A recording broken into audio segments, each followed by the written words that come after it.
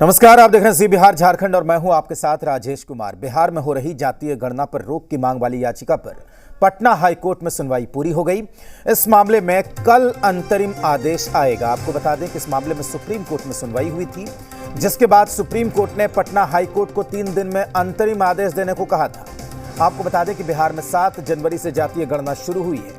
15 अप्रैल से इसके दूसरे चरण की शुरुआत हो चुकी है। इसके खिलाफ 21 अप्रैल को सुप्रीम कोर्ट में याचिका दायर कर तत्काल सुनवाई की मांग की गई थी। याचिका में यह कहा गया है कि गणना कराना केंद्र सरकार के अधिकार क्षेत्र में आता है, इसलिए बिहार सरकार का यह फैसला असंवैधानिक है। साथ ही इस पर खर्च हो रहा 500 करोड़ रुपए का टैक्स भी जनता के टैक्स के पैसों की बर्बादी है। तो बड़ा फैसला आप कह सकते हैं कि कल अंतरिम आदेश पटना हाईकोर्ट इस पूरे मामले को लेकर सुनाएगा और उसके बाद आप ये मान सकते हैं कि ये जो पूरा मामला है जातीय जनगणना को लेकर, उस पर तस्वीर थोड़ी सी साफ हो जाएगी। हालांकि बिहार सरकार ने जब इसका फैसला किया था तो कानूनविदों की राय भी ली गई होगी। पहले भी ये मामला कोर्ट में गया था, लेकिन जब सुप्रीम कोर्ट में इसको लेकर याचिका लगाई गई और सुप्रीम कोर्ट ने मामले को हाई कोर्ट रेफर कर दिया, उसके बाद अब ये पूरा मामला नए सिरे से फिर सुर्खियों में है। जी मीडिया संवाददाता प्रशांत झा इस वक्त हमारे साथ जुड़े हुए हैं। प्रशांत जी, बात अभी आपसे हो रही थी, सवाल वहीं पर है कि कल चाहे फैसला जो कुछ भी हो, लेकिन इतना तो तय है कि बिहार की सियासत पर, और चूंकि जातीय जनगणना का मसला है तो जिस तरीके से बाकी राज्यों पर दबाव बन रहा था, तो केवल बिहार नहीं देश की सियासत पर भी कल पटना हाईकोर्ट के अंतरिम आदेश का असर जरूर होगा। बिल्कुल सही कह रहे हैं आप राजेश जी कि इसका जो कल अंतरिम आदेश है उसका असर बिहार की राजनीति ही नहीं बिहार पर बहुत गहरा होगा।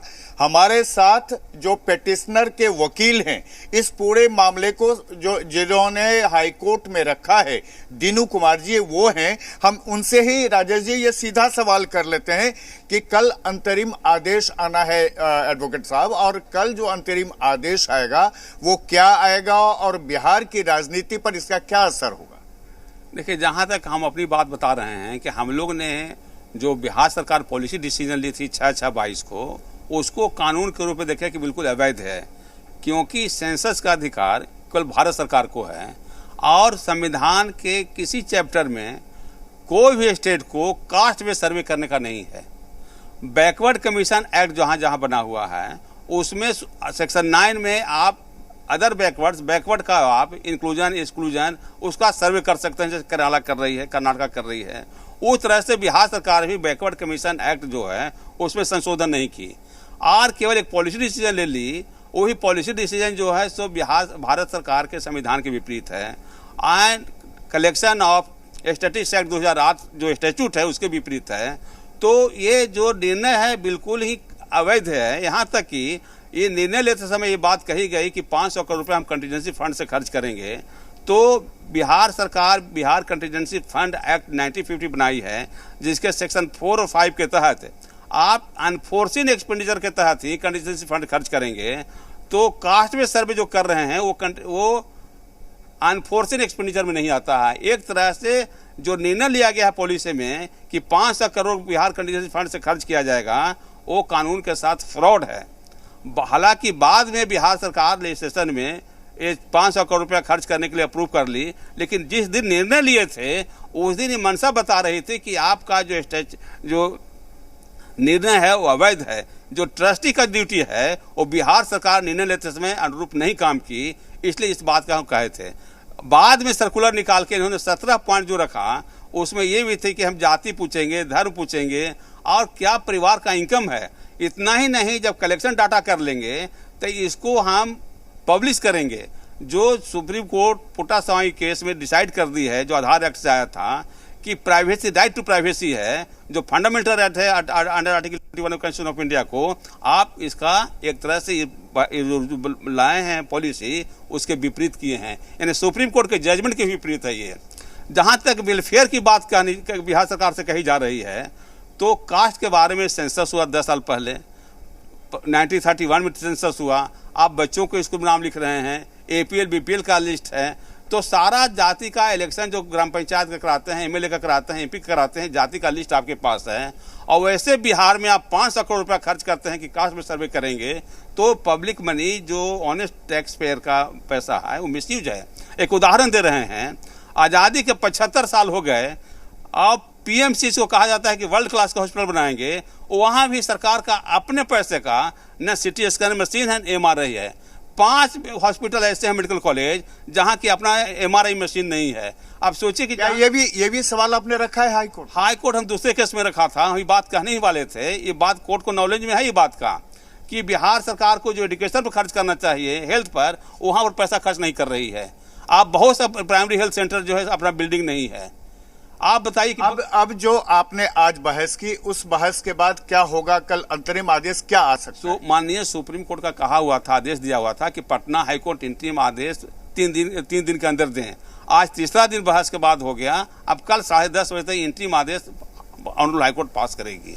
सरकार क्या कह रही? सरकार का क्या पक्ष था? सरकार का मूल पक्ष ये है कि ठीक है, भारत के संविधान में इस तरह का यूनियन लिस्ट में जो सेंसस है, लेकिन कंकरेंट लिस्ट में जो कहीं कहीं बात लिखी है कि स्टैटिक सर्वे कर सकते हैं, तो हम वेलफेयर ऑफ पीपुल के लिए डाटा कलेक्शन कर रहे हैं।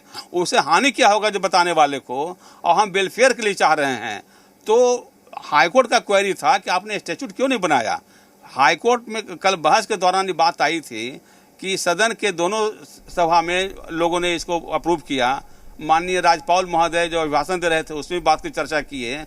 तो कोर्ट का कहना था कि जब बात सही है तो आप स्टैट्यूट ले आते, कानून विधानसभा से बना के ले आते तो एक बात होती।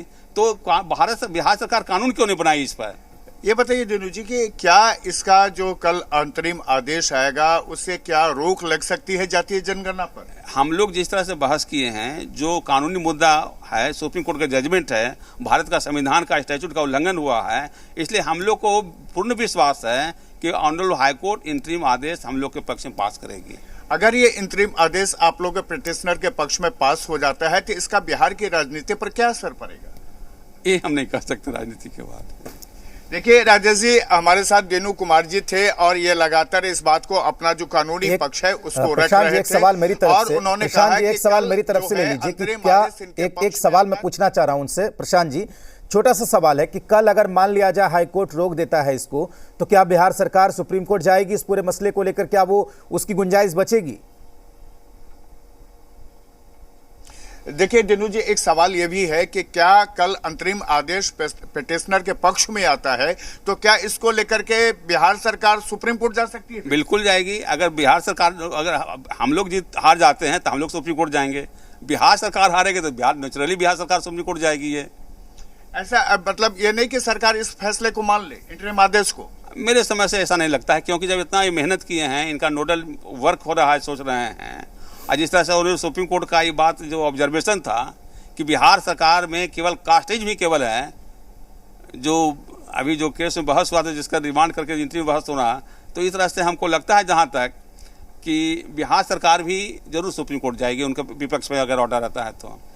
देखिए राजेश जी, दिनू जी साफ तौर पर कह रहे हैं कि बिहार सरकार अगर उनके पक्ष में इंतरिम आदेश नहीं आता है तो निश्चित तौर पर वो सुप्रीम कोर्ट जाएगी। बिल्कुल प्रशांत, बहुत शुक्रिया आपका पूरी जानकारी के लिए। जाहिर सी बात है कि जिस तरीके से ये पूरा मामला यहाँ पर सामने आया है, मुख्य न्यायाधीश की खंडपीठ में सुनवाई हुई और महागठबंधन की सरकार के लिए ये मुद्दा जो है पूरी तरीके से कहीं ना कहीं एक मास्टर स्ट्रोक है, क्योंकि जिस तरीके से ये कहा गया है कि 15 मई को खत्म हो जाएगी जातीय जनगणना और इसको लेकर जो तमाम आंकड़े हैं उसे बिहार सरकार जारी करेगी। बिहार सरकार बार बार कह रही है कि हम नीति निर्धारित करने के लिए, नीतियों को बनाने के लिए हम ये जातीय जनगणना करवा रहे हैं, लेकिन जो याचिका लगाई गई सुप्रीम कोर्ट में उससे ये तर्क दिया गया कि अधिकार केवल केंद्र सरकार का है।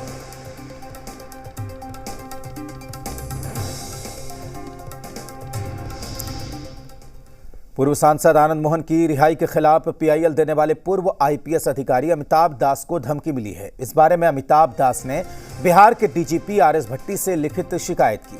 अमिताभ दास के मुताबिक आनंद मोहन ने अपने सूत्रों को मुझे मारने की सुपारी दी है, जी कृष्णैया के पास मुझे भी पहुंचाने की तैयारी है। तो ये बड़ा खुलासा या बड़ी शिकायत आप कह सकते हैं पूर्व आईपीएस अधिकारी अमिताभ दास ने की है। उन्होंने कहा है कि वो दरअसल इस पूरे मामले में आनंद मोहन की जिस तरीके से रिहाई होती है, पटना हाईकोर्ट में इस रिहाई के खिलाफ 2 पीआईएल दायर की गई है।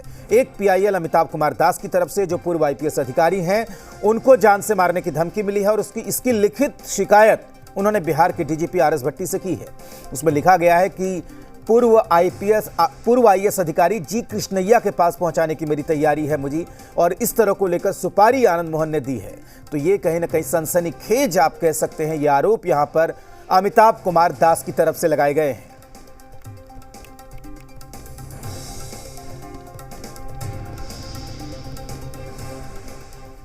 बीजेपी के प्रदेश अध्यक्ष सम्राट चौधरी ने पार्टी कार्यकर्ताओं के साथ सासाराम की जेल के सामने प्रदर्शन